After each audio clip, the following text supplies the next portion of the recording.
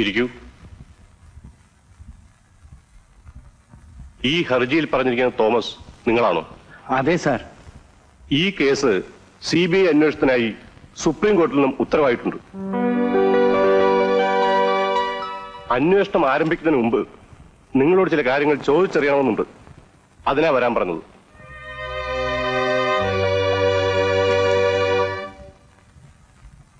Sethu, please come here. State police refer ചെയ്തൊരു case വീണ്ടും CBIയുടെ അന്വേഷണത്തിൽ വരിക എന്നുള്ളത് വളരെ അപൂർവമായ ഒരു സംഭവമാണ്. ഈ കേസിൽ ക്രൈം നടന്നിട്ടുണ്ടോ എന്നുള്ളത് ഇനിയും തെളിയിക്കേണ്ടിയിരിക്കുന്നു. ഈ ഹർജിയിൽ പറഞ്ഞിരിക്കുന്ന തെളിവുകളും ഊഹാപോഹങ്ങളും വെച്ച് മാത്രം ഈ കേസ് അന്വേഷിക്കാൻ സാധ്യമല്ല. അതുകൊണ്ട് നിങ്ങളുടെ പരിപൂർണമായ സഹകരണം ഞങ്ങൾ പ്രതീക്ഷിക്കുന്നു.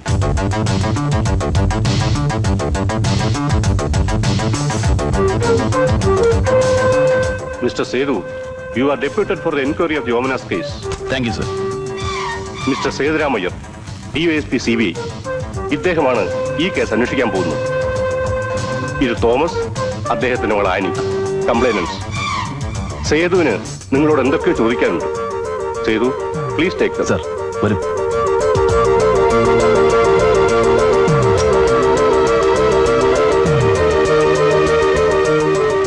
സാർ, എന്നെ എങ്ങനെയെങ്കിലും രക്ഷിക്കാം. ഞാൻ ചോദിക്കുന്ന ചോദ്യങ്ങൾക്ക് നിങ്ങൾ സത്യമേ പറയാവൂ.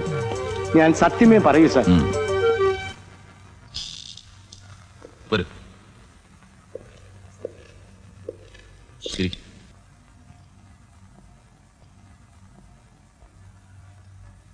ഓമനയും സണ്ണിയും തമ്മിൽ പ്രേമവിവാഹമായിരുന്നോ? അല്ല, അറേഞ്ച്ഡ് മാരേജ് ആയിരുന്നു. ഓ. ഔസേപ്പച്ചനും നിങ്ങളും തമ്മിൽ സാമ്പത്തികമായി വളരെയേറെ അന്തരമുണ്ട്. അതുകൊണ്ട് ഇങ്ങനൊരു വിവാഹം നടന്നുകൂടാ എന്നല്ല ഞാൻ പറയുന്നത്. എന്നാലും ചോദിക്കാം, ഈ വിവാഹത്തിന് പുറകിൽ എന്തെങ്കിലും പ്രത്യേക താല്പര്യങ്ങൾ ഉണ്ടായിരുന്നോ? ഇല്ല. ചേച്ചിയുടെ കല്യാണം നടന്ന കാലത്ത് ഔസേപ്പച്ചൻ സാധാരണക്കാരനായിരുന്നു. എന്റെ മകളാണ് ഔസേപ്പച്ചന്റെ എല്ലാ ഐശ്വര്യങ്ങൾക്കും കാരണമെന്ന് ഔസേപ്പച്ചൻ തന്നെ എന്നോട് പറഞ്ഞിട്ടുണ്ട്. ഔസേപ്പച്ചനും നിങ്ങളും തമ്മിൽ ഇപ്പൊ അത്ര നല്ല രസത്തിലല്ല അല്ലേ? അല്ല. അവരുടെ വിവാഹം കഴിഞ്ഞിട്ട് ഇപ്പൊ എത്ര വർഷമായി? 5 വർഷമായി. ഈ 5 വർഷത്തിനിടയ്ക്ക് നടന്ന പ്രധാന സംഭവങ്ങൾ ഒന്ന് ചുരുക്കി പറയാവോ? പറയാ സാർ. കമാ, പറയൂ.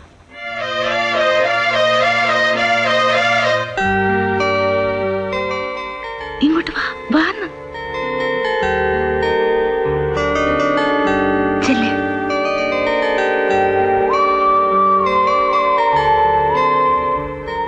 ഇതെന്റെ മൂത്ത മകളോ ഓമന. മോളെ, കാപ്പി എടുത്തു കൊടുക്ക്.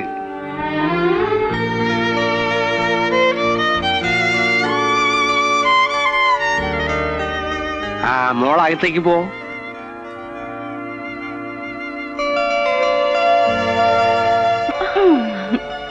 എങ്ങനെയുണ്ട്? ചുമ്മാ ഇരിക്കടി. ഏയ്, ഇഷ്ടപ്പെട്ടോ? ഇഷ്ടപ്പെട്ടു. എന്റെ മകന് പെണ്ണിനെ ഇഷ്ടപ്പെട്ടു. ഇനി പെണ്ണിന്റെ അഭിപ്രായം കൂടി അറിഞ്ഞാൽ നമുക്ക് ബാക്കി കാര്യങ്ങൾ തീരുമാനിക്കാം. എന്റെ തീരുമാനം എന്റെ മോൾ അനുസരിക്കും. എന്നാലും പെട്ടെന്നൊരു കെട്ട് നടത്തണമെന്ന് പറഞ്ഞാൽ മറ്റു കാര്യങ്ങളൊക്കെ. ഈ കാര്യത്തിൽ വളച്ചുകെട്ടൊന്നുമില്ല തോമാച്ച. എന്റെ മോന് പെണ്ണിനെ ഇഷ്ടപ്പെടണമായിരുന്നു. അവൻ ഇഷ്ടപ്പെട്ടു. ആ വിവരം ഞാൻ നിങ്ങളെ അറിയിച്ചു. ഇനി തോമാച്ചന്റെ തീരുമാനം പറഞ്ഞേച്ചാ മതി. കെട്ട് വലിയ നോമ്പ് കഴിഞ്ഞു പോരെ? അതൊക്കെ തോമാച്ചന്റെ ഇഷ്ടം. അപ്പൊ പിന്നെ ബാക്കി കാര്യങ്ങളൊക്കെ മനസ്സിലായി. സ്ത്രീധനത്തിന്റെ കാര്യമാണെങ്കിൽ ഒന്നും പറയണ്ട. തോമാച്ചന്റെ മകൾ, തോമാച്ചൻ എന്ത് ഇഷ്ടമോ അത് ചെയ്യാം. ഇച്ചിരി കുറഞ്ഞാലും കൂടിയാലും ഒന്നുമില്ലെങ്കിലും ഞങ്ങൾക്ക് വിരോധമില്ല.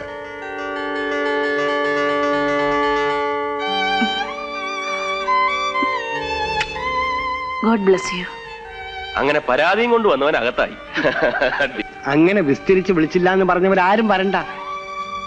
തോമാച്ച, 4:30 രാഹു തുടങ്ങും. അതിനു മുമ്പ് വീട്ടിൽ കയറണം. ശരി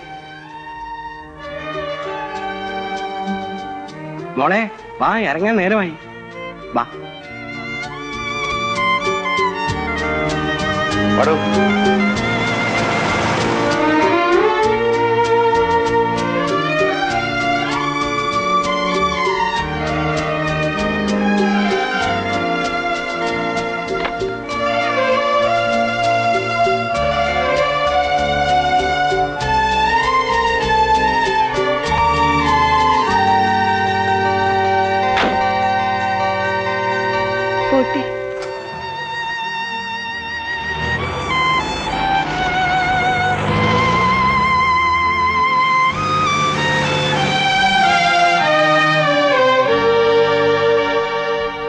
വിവാഹത്തിന് ശേഷമുള്ള അവരുടെ ജീവിതം സന്തോഷം നിറഞ്ഞതായിരുന്നു. ഇടയ്ക്ക് സണ്ണിച്ചേനും ഓമന ചേച്ചിയും വീട്ടിലേക്ക് വരും. സമയം കിട്ടുമ്പോൾ ഞാനും അപ്പച്ചനും അങ്ങോട്ട് പോവും. ജോണിക്കുട്ടിയുടെ സഹായത്തിൽ ഔസേപ്പച്ചൻ ചെറിയൊരു ബിസിനസ് തുടങ്ങി. ആരായി ജോണിക്കുട്ടി? സണ്ണിച്ചായന്റെ പെങ്ങളുടെ ഭർത്താവ്. എന്ത് ബിസിനസ് ആയിരുന്നു തുടങ്ങിയത്? ചെറിയ കോൺട്രാക്ട് വർക്കുകളായിരുന്നു ആദ്യം. ബിസിനസ് വളർന്നോടുകൂടി സണ്ണിച്ചായന് തിരക്കായി. അതോടുകൂടി ഞങ്ങളുടെ വീട്ടിലേക്കുള്ള വരവും കുറഞ്ഞു. എന്നുവെച്ച് ഞങ്ങൾ തമ്മിലുള്ള സ്നേഹബന്ധത്തിന് ഒരു കുറവും ഉണ്ടായില്ല. Hello, speaking. എന്നാ കമലം, എന്നാ പ്രോബ്ലം സൊല്ലേ? Give to him. ഒരു മിനിറ്റ്, വീട്ടിൽ നിന്ന്. രാജാ, അപ്പ here. Be a good boy and go to school. No, you must go to school. Okay? When Appa comes in the evening, I'll bring you eclairs, chocolates, everything. Okay? Promise.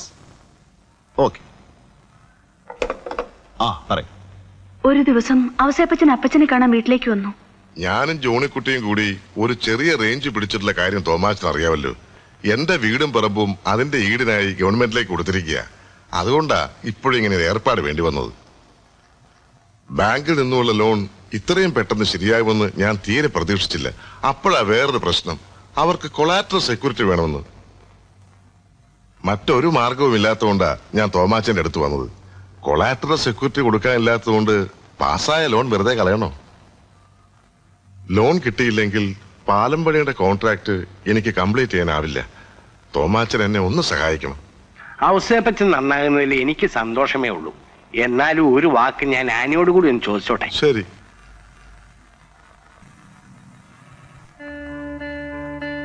അപ്പച്ചൻ എന്തിനാ എന്നോട് ചോദിക്കുന്നത്? ഞാൻ എന്താ വേണ്ടെന്ന് പറയൂ. ശരി, നീ ആ പ്രമാണം കേട്.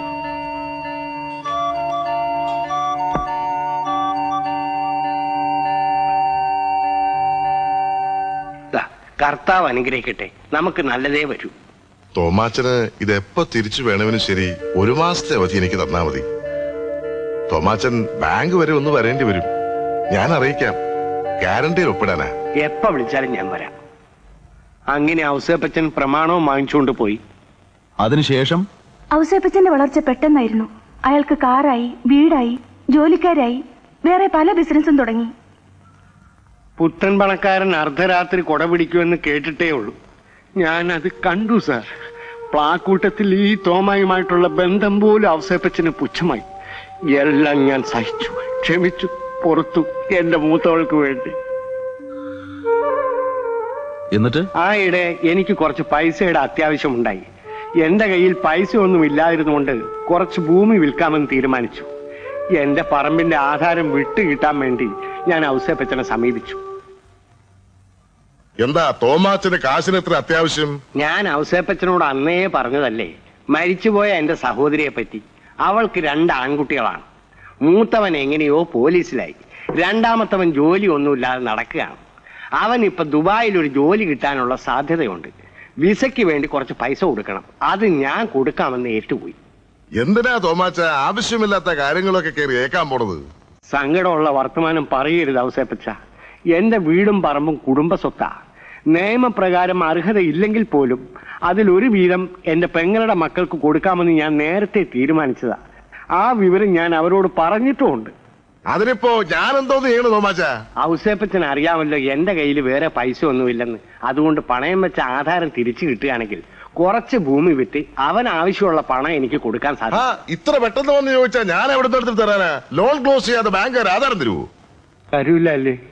എങ്കിൽ എനിക്കൊരു 15,000 രൂപ കടമായിട്ടെങ്കിലും താ ഔസേപ്പച്ച. അല്ലല്ലേ, തോമാച്ചിനത് എന്തോ കണ്ടിട്ടാ പറയുന്നേ? ഞാനിവിടെ കിടന്ന് 4 കാശിന് വിടുന്ന പാട് കർത്താവ് തമ്പുരാനും എനിക്കും മാത്രം അറിയാം. ഔസേപ്പച്ചൻ എന്നോട് പറഞ്ഞത് 1 മാസത്തെ അവധി മതി, ആധാരം എപ്പ വേണമെങ്കിലും തിരിച്ചു തരാമെന്നല്ലേ? ആവശ്യമില്ലാത്തൊന്നും പറയരുത് തോമാച്ച. ഞാൻ അങ്ങനെയൊന്നും പറഞ്ഞിട്ടേ ഇല്ല. Hello mister Ouseph here. Sir വന്നോ? ഔസേപ്പച്ചനാണ്. എന്താ ഇങ്ങനെ ചോദിക്കുന്നത്? അവിടുന്ന് ചോദിച്ചാൽ എനിക്ക് തരാതിരിക്കാൻ പറ്റുമോ? അയ്യോ അല്ല, ഇവിടെ അങ്ങനത്തെ ഒരു കുഴപ്പമില്ല. 50ഓ 60ഓ ഞാൻ കൊണ്ടുവരാം. അത് വേണ്ട, ഞാൻ തന്നെ കൊണ്ടുവരാം. Okay sir.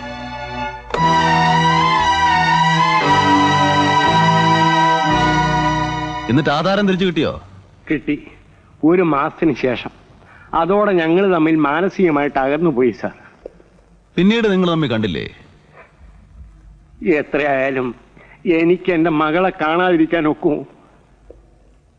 ഞാനൊരു ദിവസം എന്റെ മോളെ കാണാൻ പോയി. ഔസേപ്പച്ചൻ ദൈവത്തെ ഓർത്ത് എന്നെ വഴക്ക് പറയരുത്. ഞാൻ എന്റെ മോളെ ഒന്ന് കണ്ടോട്ടെ ഔസേപ്പച്ച. സാധ്യമല്ല. തനിക്ക് ഒരു മോളുണ്ട്, അത് ഓർത്തെങ്കിലും എന്റെ മോളെ കാണാൻ അനുവദിക്കും. സാധ്യമല്ലെന്ന് പറഞ്ഞില്ലടോ. മോളെ മോളെ എന്താണ് ഔസേപ്പച്ചൻ? എന്തോ എനിക്ക് എന്റെ മോളെ കണ്ടൂടെ? പറ്റില്ല. എന്നെ വിടാം. തൂക്കം പുറത്തു കളയടാ. വിടോ? എന്നെ വിടാ.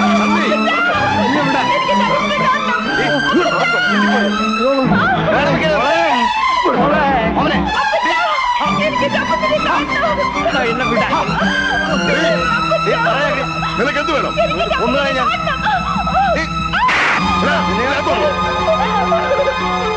എടാ എന്നെ വിടാനാണ് പറഞ്ഞത്.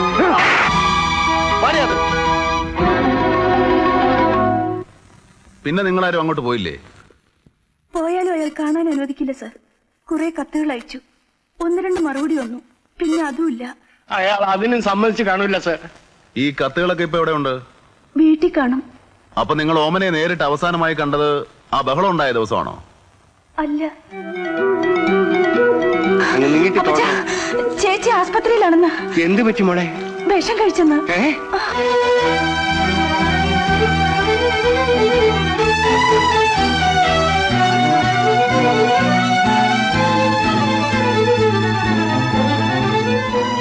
മോളെ ചേച്ചി.